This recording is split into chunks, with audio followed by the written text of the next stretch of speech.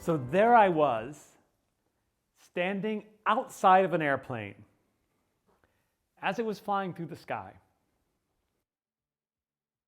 I had a death grip on the railing, and I think I was trying to lean into the plane just a little bit as well. And I was doing a countdown that started at 8 seconds.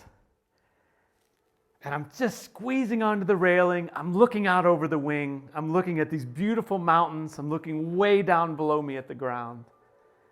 And I'm counting 3, 2, 1. And that was the moment I was supposed to let go. And I didn't want to let go, because on my back was a parachute that I had just packed for myself. And I would be doing a solo skydive and trusting that that parachute would open. But there was really no good option to get back in the plane. So in that moment, I took a big breath and I let go. My name is Jeff Grant, and today I'm here in the role of a coach. Not so much an entertainer, not so much a speaker, but a coach. And I share this with you because it changes the feeling a bit in the room. If we think that we're just having a conversation together. In my role as a coach, I'm not really telling you what to do this or don't do that.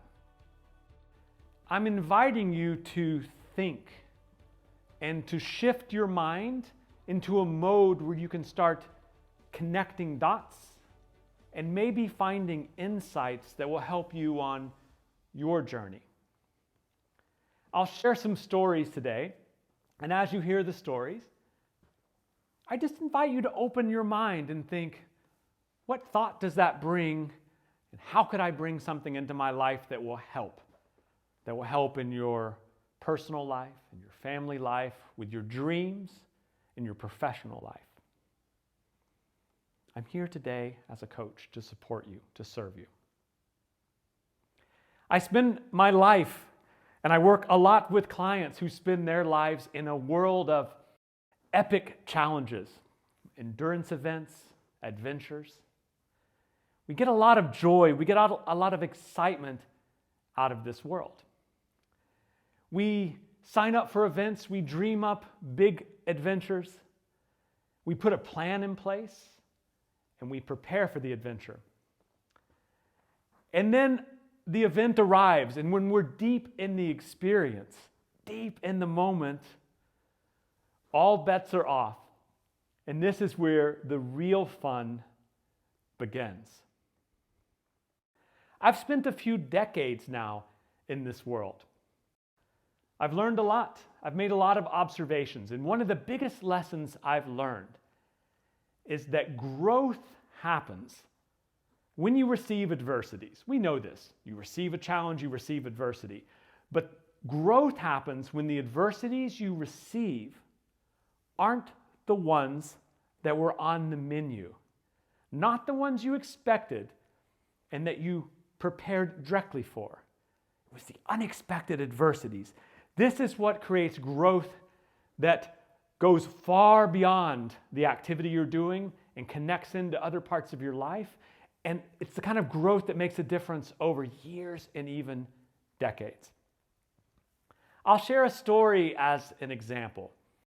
A few years ago, I was invited to do an event called the Epic Charity Challenge. It was in Normandy, France. It was a commemoration of D-Day. And the idea was we would be taken offshore. It was about 30 of us, a group of about 30. We'd be taken offshore, dropped into the English Channel, and we would swim 10 kilometers back to shore. We would land on shore, load up heavy rucksacks, and do a ruck march that would be 5 or 6 hours, covering the distance of about a marathon. I was very excited about this event. There were some amazing people on the team, and I spent a year getting ready for it. This involved swimming in freezing cold Swiss lakes over the winter, in snow and gray days, on windy days. I even had swims where I had to cut through the ice to get into the cold water. The team from around the world was also doing incredible preparations for a year to be mentally ready to take on this challenge. The day before the event, it was beautiful weather in Normandy, sunny, clear skies. But the day of the event, it turned into a storm. We were to be escorted by the French Coast Guard offshore, taken 10 kilometers offshore, dropped in the middle of the English Channel. And the Coast Guard that morning said, "No way, the event is off, way too dangerous. We can't take the little boats out." We spent a year training for this event, and no one in this group would want to say, "No, we're going to give up because it's a rough weather day." So we convinced the Coast Guard to still do the event, but they could only take 3 boats out, which would be 10 swimmers, 10 athletes per boat. And when swimmers swim across, when they do a full crossing of the English Channel, you have a boat, an escort boat per swimmer. And now we were looking at these to have 1 boat for 10. Not very safe, but we were strong athletes, prepared, ready to do this. So we spent an hour getting shuttled out to the starting point. And this was a pretty rough hour. Some of us were getting seasick already. We weren't inside a boat. There was a little deck in the back of the boat, and we're just laying out on this little deck, kind of crammed up there as it takes us out to shore for an hour.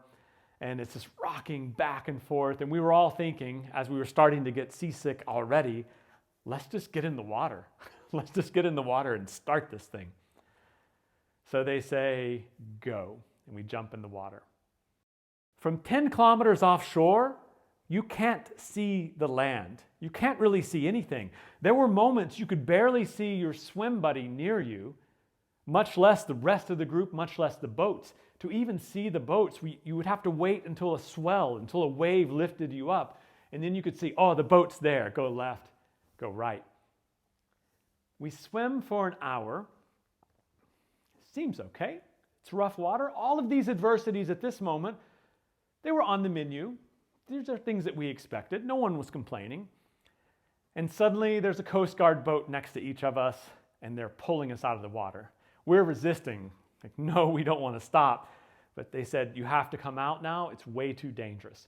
What we didn't know is we had such a strong wind current. The conditions were worsening. We were getting blown far off course. Plus, there was no way they could control the size of this group. We just kept moving out larger and larger, so the area they had to manage if there was ever an emergency or if a swimmer was just blown away, it was too great for the 3 boats. So they said, safety reasons, we're going to pull you inside. So we're on the boats, not happy about the situation, and they do a head count, and they say, oh, someone is missing. There's a missing swimmer. This is a very serious problem. We're thinking one of our friends is now lost at sea. The weather's getting worse. This is not a good situation to be in. It's very confusing as well because we really can't talk well between the boats. The conditions are so rough. The Coast Guard is on the radio. They start doing a search, and we're just waiting and waiting. We're also getting seasick because this boat is rocking back and forth, rocking back and forth. Everyone gets seasick, including the Coast Guard, which honestly made me feel better. I thought, okay, the professionals at sea are also struggling with this situation. All of the swimmers, we had wetsuits on, neoprene wetsuits, but now the water had come out of the wetsuits and we weren't being active, so now we're getting very cold. We're getting borderline hypothermic. Blue lips, all the color out of the face. Starts to be a pretty rough situation, and we can't do anything physically. We can't jump in the water and search. There's nothing we can do to feel like we're part of this process of this search.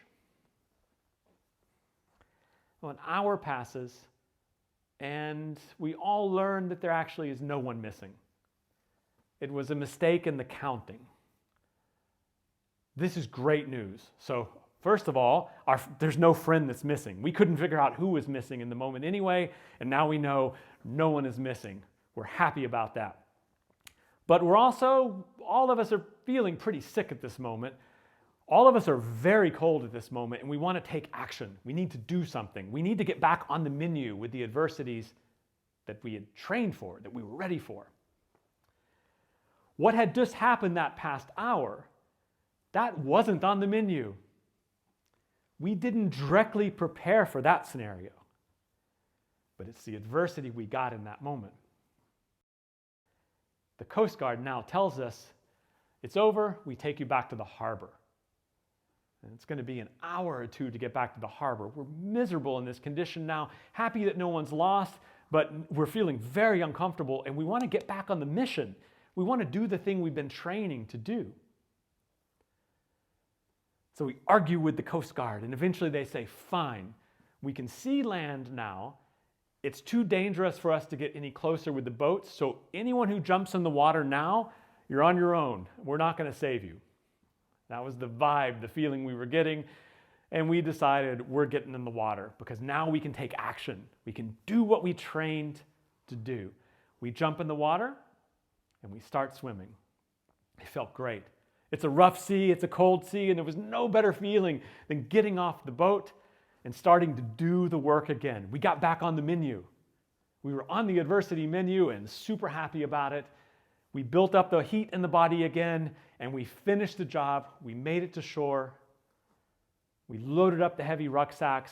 We did the march. We were going for 5 or 6 hours before we got to the final finish line and we finished the adventure.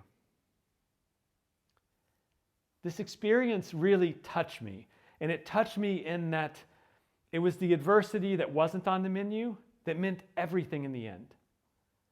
It meant it for the event because it was a D-Day commemoration, so there was a better connection to the past, to the meaning of the event. That's one reason. But also it opened up a lot of lessons in life, that the growth happens, the true growth happens when the adversity you receive isn't the one you expected. It's the one that wasn't on the menu. What you do in that situation, how you respond, how you view it, how you embrace it, how you act, how you learn from the moment. This can be very powerful. It can be a game changer for you. So what's the lesson? What's the overarching lesson here? High performers are experts at responding to the adversities that are on the menu. They thrive in this world. This makes sense to us. We see this in high performers. We see it in overachievers. We see it in very successful people. The true growth happens, though, when you invite adversities in your life and you practice with adversities that aren't the ones that are on the menu. When you get truly out of your comfort zone. So if you want growth, personal growth, if you want to drive transformation, if you want to lead change, you have to bring things into your life that bring you out of your comfort zone on a regular basis. This is how you train for the adversities that you will receive in these roles that aren't the ones that are on the menu. I'm sharing stories today in the sense of adventure and long endurance challenges. But when I urge you to bring adversities into your life, to invite them in, to practice getting uncomfortable, it doesn't have to be in that world. It can be. You can do marathons, ultramarathons, triathlons, big swims, sure. You can also find discomfort in many other areas of life. For me personally, in the past year alone, I decided I wanted to be a private pilot. So I learned to fly airplanes, solo flew my first airplane, did my first solo landings.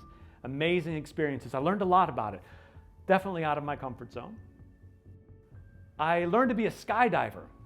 And I did my first skydive with a parachute on my back that I had packed for myself. So the story I told at the beginning, this was the first time I was diving with my own, skydiving with my own parachute.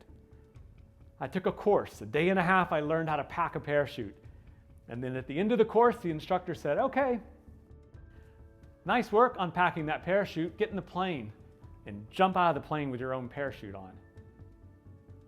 Wow, that was a big moment to think, Do I trust myself to do this? Did I do everything the right way? It took me over an hour to pack that parachute that I jumped that day. And then I felt the fear, I felt the moment where I'm deciding on the edge of the plane, am I really going to trust myself? Am I going to trust the system, trust the process? Am I willing to let go and fly? And when I reach back, the parachute I packed will open. These stories, the becoming a pilot, the skydiving, they taught me a lot. They took me out of my comfort zone.